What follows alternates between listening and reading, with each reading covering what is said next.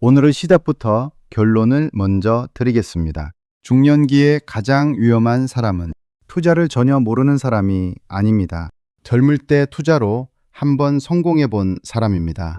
왜 그럴까요? 한번 성공해 본 사람은 자신이 시장을 안다고 착각합니다. 그 착각이 퇴직 후에 가장 위험한 베팅을 하게 만듭니다. 그리고 그 베팅이 한번 크게 어긋나면 회복할 시간이 없습니다. 그리고 한 가지 더 말씀드리겠습니다. 주변에서 주식으로 돈 벌었다는 소리 들리시죠?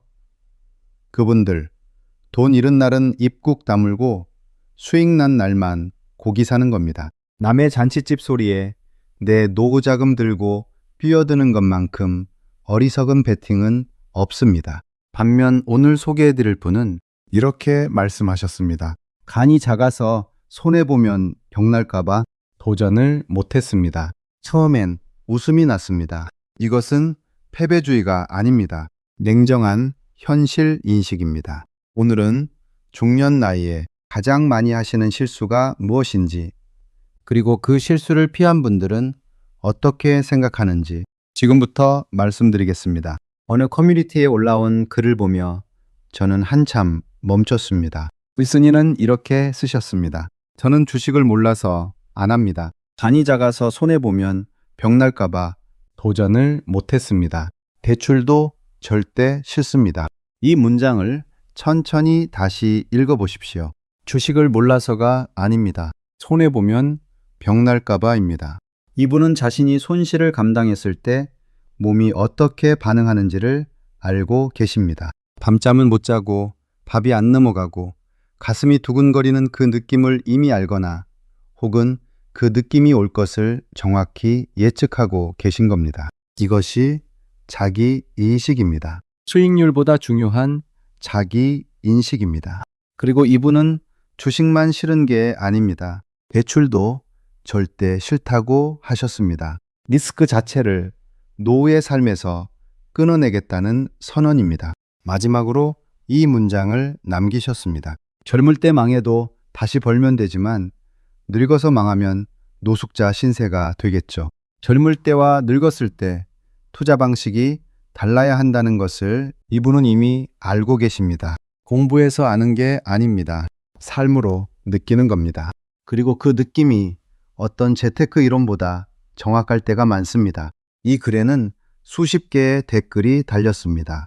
대부분이 공감이었습니다. 물론 절충안을 제시하는 분들도 있었고 장기 투자의 가능성을 이야기하는 분들도 계셨습니다. 그 다양한 목소리가 오히려 이 주제의 깊이를 보여줬습니다. 첫 번째 목소리, 안전한 수비파입니다. 넉넉한 현금을 보유하신 한 분이 말씀하셨습니다. 예금이율 좋은 곳 찾아다니며 예금에도 쓰고 사는데 충분하다. 욕심부리면 있는 것도 없어지더라는 겁니다. 이분이 소심한 분이 아닙니다. 잃을 게 많아질수록 지키는 쪽으로 무게중심이 이동한다는 것을 본능적으로 아는 분입니다. 두 번째 목소리, 현실적 절충파입니다. 안전자산은 절대 건드리지 않고 잃어도 그만인 여유돈으로만 중장기 5년 이상 보고 투자한다는 분도 계셨습니다. 이 방식에서 언급된 상품 중 하나가 생애주기 펀드입니다. 쉽게 말씀드리면 내 은퇴 시점을 미리 설정해두면 그 날짜에 맞춰 위험자산 비중을 알아서 줄여주는 펀드입니다. 젊을 때는 주식 비중을 높게 가져가고 은퇴가 가까워질수록 채권처럼 안전한 자산으로 자동 이동합니다. 매일 들여다보지 않아도 된다는 점에서 50대에 현실적으로 접근할 수 있는 방식 중 하나입니다.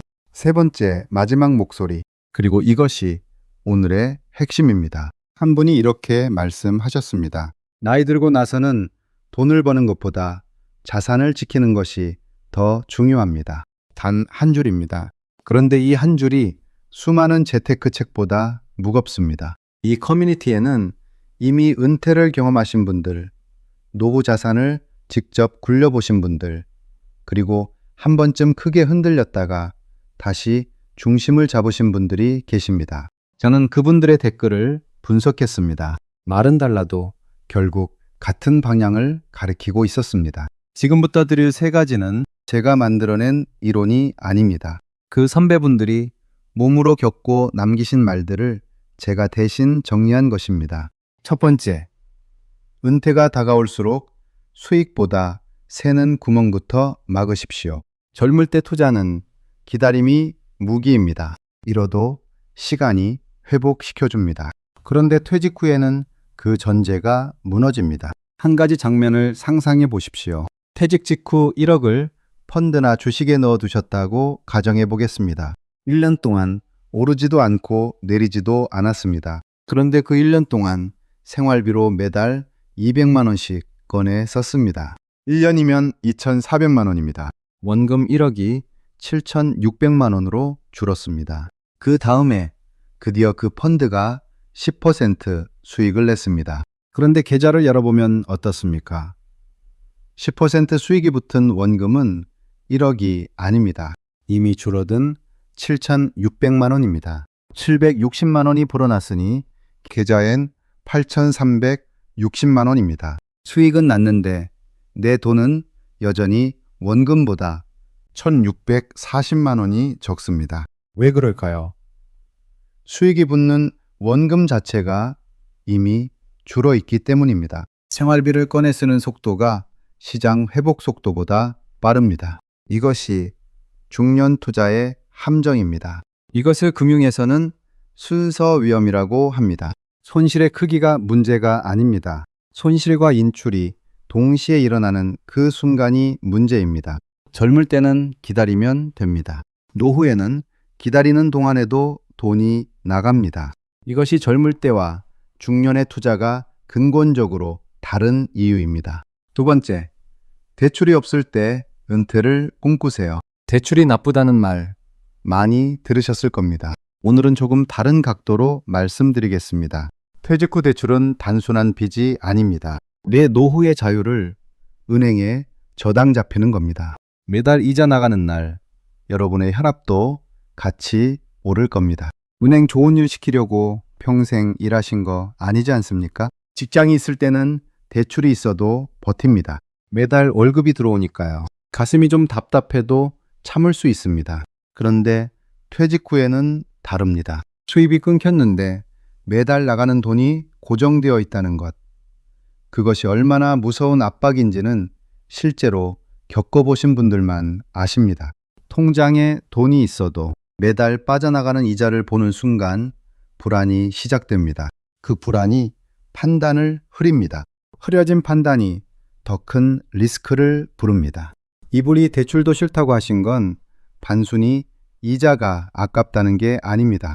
노후에 고정지출이 있다는 것 자체가 심리적으로 감당이 안 된다는 겁니다. 그것을 본능적으로 아신 겁니다.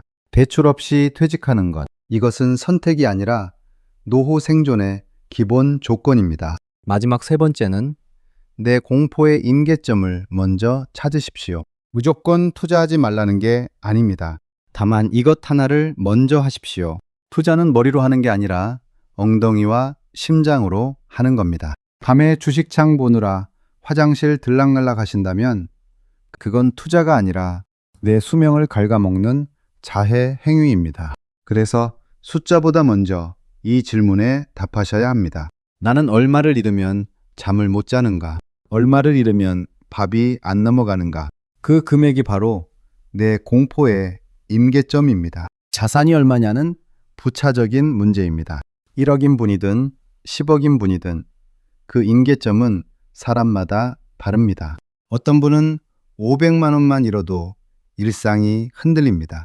어떤 분은 2천만 원을 잃어도 버틸 수 있습니다. 그 선이 각자에게 다릅니다. 그 임계점 안에서만 투자하십시오. 임계점을 넘기 시작하면 어떻게 됩니까? 시장이 출렁일 때마다 가슴이 두근거립니다. 매일 아침 휴대폰을 열게 됩니다. 그 불안이 판단을 흐리고 흐려진 판단이 더 큰 실수를 만듭니다. 물론 본인 상황에 따라 안전자산 70에 투자자산 30까지 가져가셔도 괜찮은 분들이 있습니다. 중요한 건 비율 자체가 아닙니다. 본인이 정한 그 선을 지키는 것입니다. 그 선을 넘는 순간 투자가 아니라 도박이 됩니다. 잠이 안 오면 비중이 틀린 겁니다. 그것이 전부입니다. 오늘 처음에 이런 말씀을 드렸습니다. 중년의 가장 위험한 사람은 젊을 때 투자로 한번 성공해 본 사람이라고요. 그 반대편에 이분이 계십니다. 단이 작아서 못했다고 하신 분, 주식도 싫고 대출도 싫다고 하신 분. 이분이 틀렸습니까? 아닙니다. 용감하게 베팅하고 크게 잃고 회복할 시간도 없이 노후를 맞이한 분들을 저는 주변에서 봤습니다. 그분들은 지금 아무 말씀도 안 하십니다. 조용히 사라지셨습니다. 인터넷에는 성공한 사람의 목소리만 남기 때문입니다. 젊을 때의 투자 방식을 중년이 넘어서는 그대로 가져오지 마십시오. 게임의 룰이 바뀌었습니다. 내 간의 크기를 아는 것, 내 잠의 깊이를 지키는 것, 그것이 인생 2막의 시작이고 끝입니다. 오늘도 옆집 인생 수첩이 많은 도움이 되셨다면 구독과 좋아요는 항상 저희에게 힘이 됩니다. 감사합니다.